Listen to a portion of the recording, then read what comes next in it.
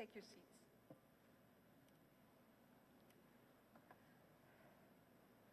Good morning and welcome to the second iteration of the Foreign Policy Address organized by the Legislative Liaison Unit of the Department of Foreign Affairs, an event envisioned to serve as a platform for legislators to discuss relevant topics on foreign policy and legislation that permeate the national discourse.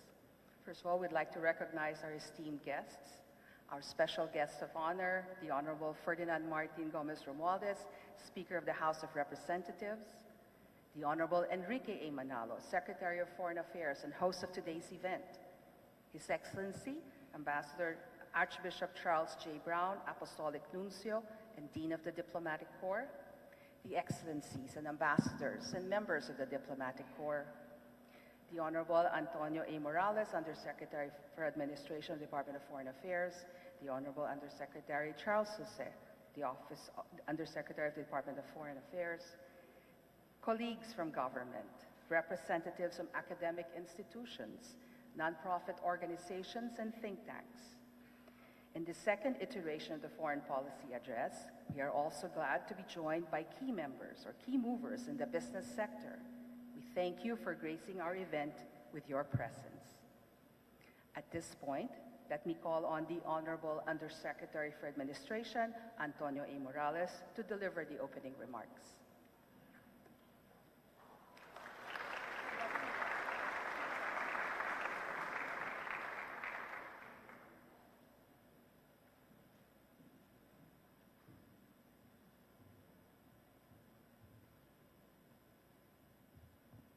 Honorable Ferdinand Martin G. Romualdez, the Speaker of the House of Representatives, Honorable Enrique Manalo, Secretary for Foreign Affairs, His Excellency Archbishop Charles Brown, Apostolic Nuncio and Dean of the Diplomatic Corps, Excellencies, Ambassadors, members of the Diplomatic Corps, Undersecretary Charles Jose, Undersecretary Felipe Egargo of the Department of Labor and Employment, Undersecretary Alan Hefty of the DTI, USEC Juan Victor Llamas of the Department of Interior and Local Government, USEC Wilford Wong of the Department of Budget and Management, USEC Bernardino Sayo of the Presidential Legislative Liaison Office, USEC Agapito Guanlao of the PLLO, President Jose Arnulfo Veloso of the Government Service Insurance System, Assistant Solicitor General Solomon of the Office of the Solicitor General, Assistant Government Corporate Counsel Melissa Montecillo Acorda, officials and colleagues in government, friends from the business sector, ladies and gentlemen, a very good morning to you all. Magandang umaga po sa inyong lahat. With pleasure and much anticipation, I would like to open today's event by extending a very, very warm welcome to you all to the Bulwagang Apolinario Mabini of the Department of Foreign Affairs. Today, we are all excited to hear from the Speaker of the House of Representatives on his insights on new initiatives to foster growth of business in the country, to generate employment and to improve the economic lot of our people. When the Foreign Policy Address was conceptualized, it was envisioned to be a vehicle for our partners in Congress to engage with the Department of Foreign Affairs and foster discourse on Philippine foreign policy with the participation of our friends from the academe, the civil society, and the general public. We highly appreciate the active participation of the legislative leadership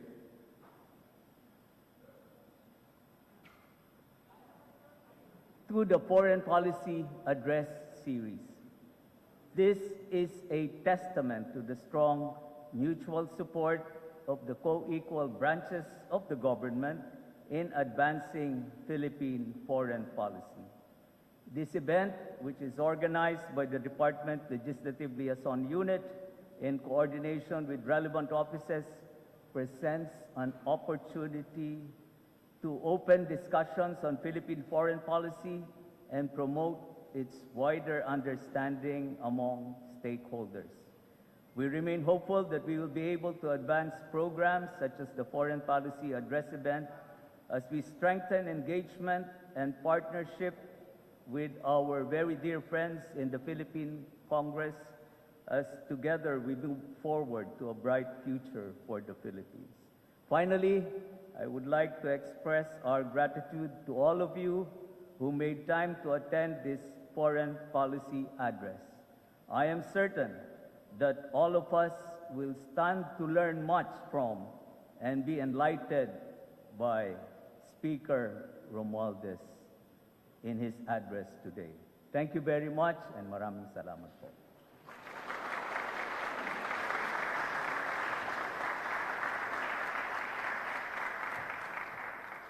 Thank you very much, Undersecretary Morales, for those words, and we all share your hope for further collaboration with the Philippine Congress through engaging foreign policy address events with increasing and expanding and diversifying audience in the future.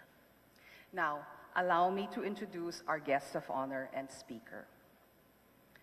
With a deep commitment to public service, Speaker Ferdinand Martin Gomez Romualdez embarked on his political journey representing the 1st District of Leyte Province in the House of Representatives. His dedication and vision quickly earned him the respect and trust of his colleagues, leading to his election as the Majority Floor Leader in the 18th Congress and now Speaker of the House in the 19th Congress. As Speaker of the House, Congressman Romualdez continues to champion laws that promote inclusive and economic growth, uphold democratic principles, prioritize public health, and propel the Philippines towards a brighter future. These laws include the Maharlika Investment Act of 2023, the new Agrarian Emancipation Act, the Public-Private Partnership PPP Code of the Philippines, the Internet Transactions Act of 2023, and the Ease of Paying Tax Act, among many others. His leadership exemplifies a steadfast commitment to serving the nation and the Filipino people with integrity, compassion, and vision. Excellencies, ladies and gentlemen, the Honorable Speaker Ferdinand Martin Gomez Romualdez.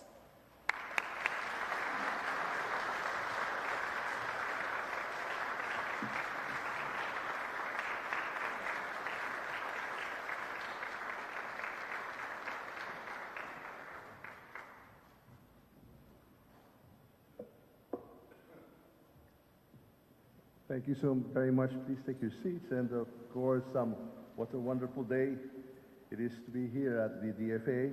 And I'm admiring your new facility. And indeed, we shall continue to support the department in your budget to make sure that this facility of the DFA continues. Thank you so much to my friend Ambassador Key for the warm and kind introduction.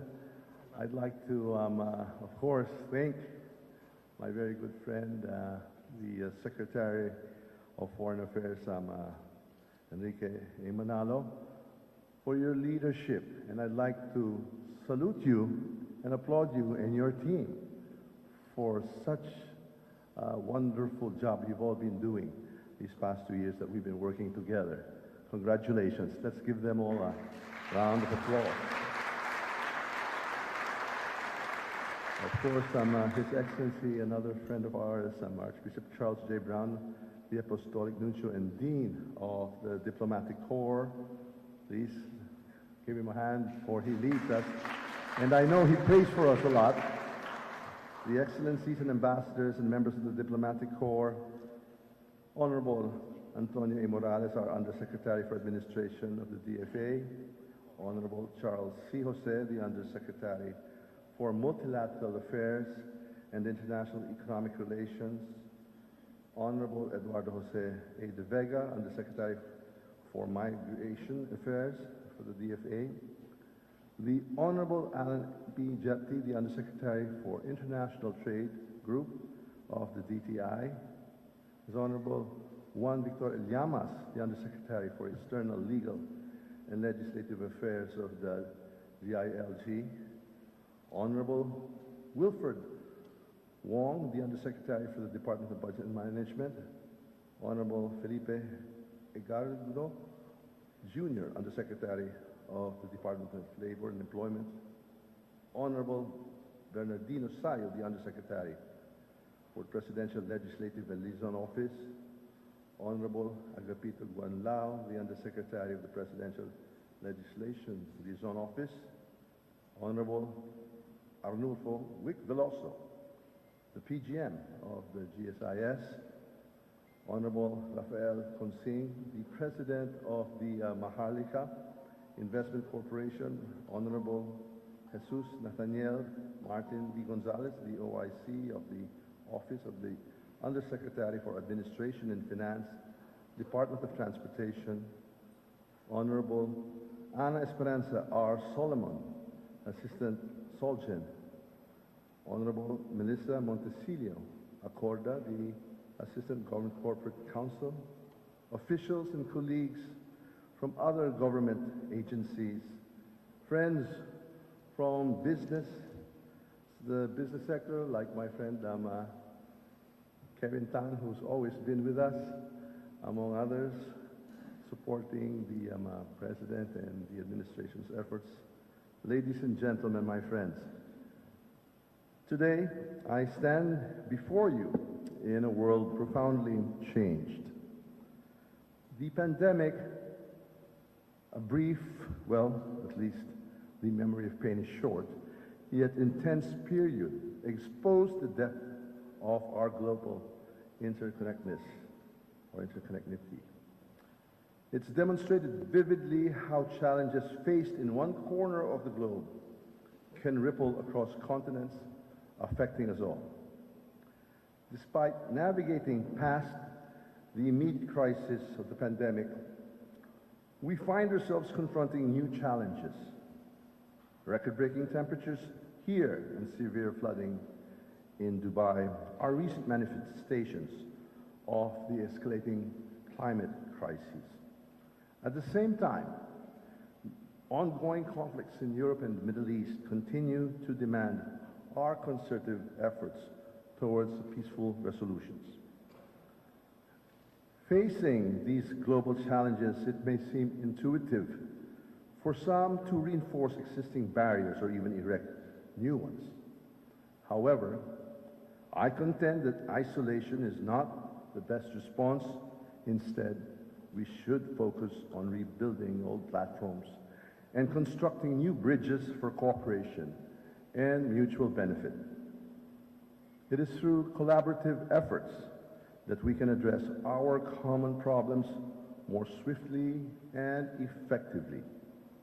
In the volatile, uncertain, and complex environment of today, a thoughtful response rather than a hasty reaction and extending a helping hand rather than retreating are what wisdom dictates. This philosophy of proactive engagement and cooperation is at the heart of our approach in the House of Representatives. It aligns with the foreign policy direction set by President Ferdinand Marcos Jr., eloquently captured by the principle, and I quote, "The Philippines is a friend to all and an enemy to none." Under the leadership of President Marcos, we have taken significant steps to rejuvenate and deepen our international relations. Our diplomatic efforts were pivotal during the historical trilateral meeting between the United States, Japan, and the Philippines at the outset of this past month, April. This meeting underscored our strategic role in regional politics and security. This event followed the historic address by His Excellency Fumio Kishida, Prime Minister of Japan, to the U.S. House of Representatives to our House of Representatives last November, an event that itself marked a milestone in our diplomatic engagements. Furthermore, our country proudly hosted the 31st Asia-Pacific Parliamentary Forum, and this gathering was not just a ceremonial meeting, but a fertile ground for seeding legislative initiatives aimed at bolstering our shared regional socio-economic goals. Lawmakers from across the region came together to deliberate and design frameworks that could support collective growth and stability. Our commitment extends beyond maintaining existing ties. In the 19th Congress, we have vigorously been working to capitalize on global opportunities in the alignment with the administration's strategic vision of securing a prosperous future for all Filipinos. A cornerstone of this effort is the operationalization of the Maharlika Investment Fund, underpinned by the enactment of Republic Act number 11954. This act is not merely legislative. It is a transformative economic tool that opens new investment avenues for both local and international stakeholders, providing the Philippine government with additional resources to enhance its social safety nets for the less fortunate sectors of our society. We also recognize the need for more dynamic economic policies. Thus, we are advocating economic amendments to specific sections of Articles 12, 14, and 16 of the Philippine Constitution. These amendments aim to introduce the phrase, "unless otherwise provided for by law," granting Congress the ability to make legislative adjustments swiftly in specific economic sectors in response to global and local economic shifts. Our extensive hearings on this matter have illuminated the broad benefits these amendments would bring, enabling more flexible and more responsive governance. By enabling these adjustments, we can significantly enhance the Philippines' stature as an attractive destination for investments. More investments mean more resources, which support sustained economic growth. They also translate into more job opportunities, helping ensure that Filipino families can thrive in an increasingly competitive world. In recent years, the House of Representatives has championed significant reforms that have reshaped the economic and social landscape of the Philippines.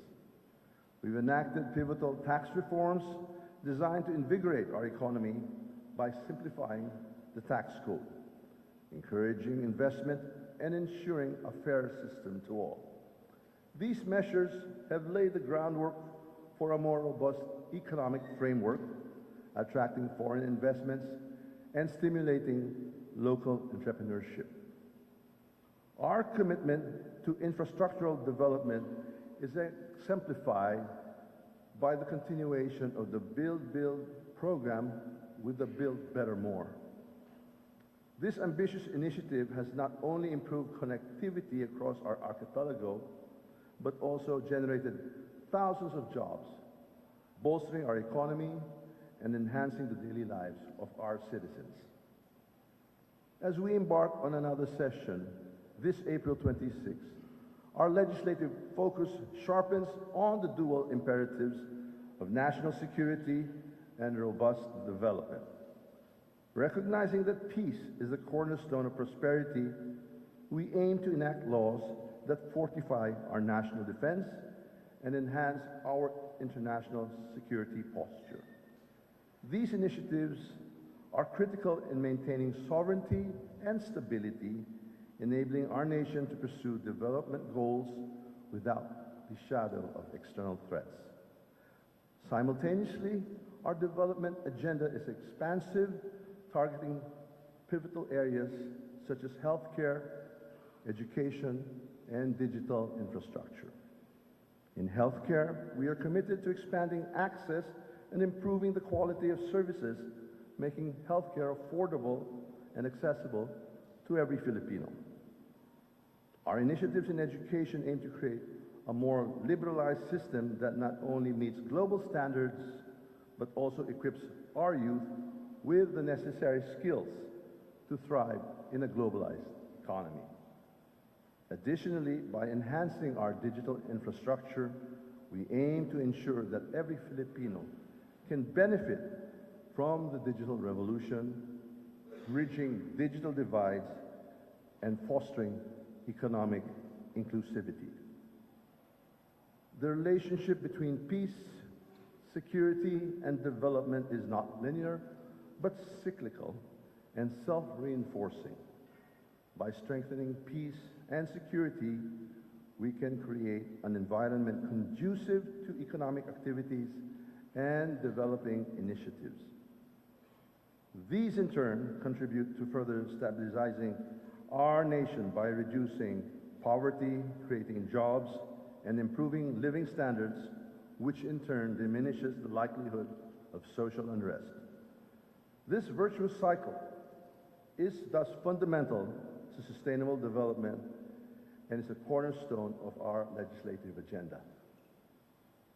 As we look to the future, our goals are ambitious.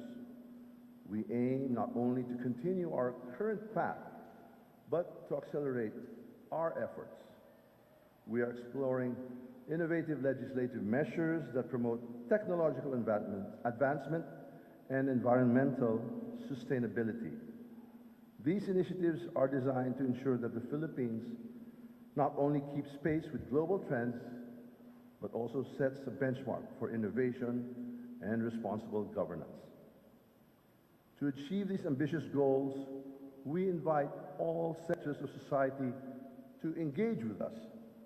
Your insights, expertise, and participation are invaluable as we forge a path forward. Through collaborative efforts, we can build a future that reflects our highest aspirations and fulfills the promise of prosperity and peace for all Filipinos.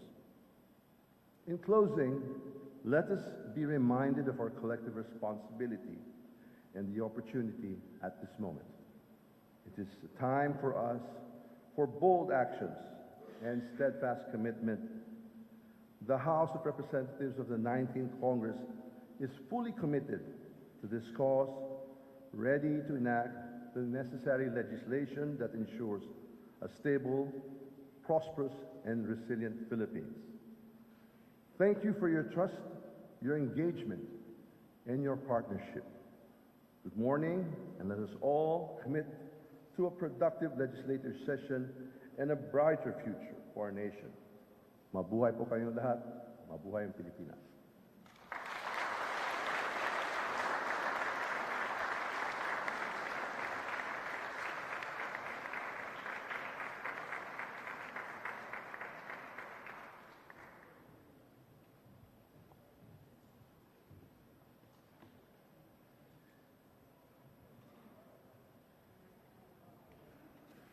Thank you. Please take your seats. Thank you, Speaker Romualdez, for that very thought-provoking and timely keynote address. May we now call to the front of the auditorium the Secretary for Foreign Affairs, Enrique A. Manalo, Undersecretary Tony Morales, Undersecretary Charles Jose, ASEC Bernie Candolada, Chief Coordinator Bernie Fernandez, ASEC Ariel Peñaranda, to present the token of appreciation to the Honorable House Speaker for being our guest of honor in today's Foreign Policy Address event.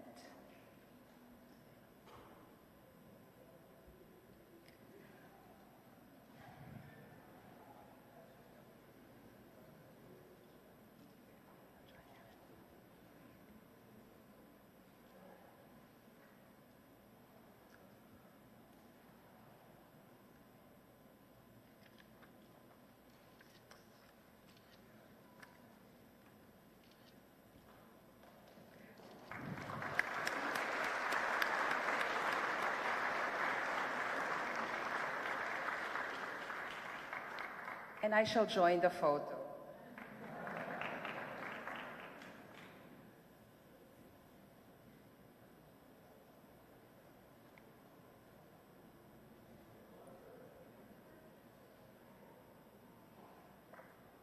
Thank you very much, Speaker Martin Romualdez. Now, this concludes the second DFA Foreign Policy Address. And on behalf of the Legislative Liaison Unit of the Office of the Secretary, we thank you all for attending today's event. Thank you, ladies and gentlemen. We invite you all to partake of some refreshments at the lobby, and good morning to all. Thank you.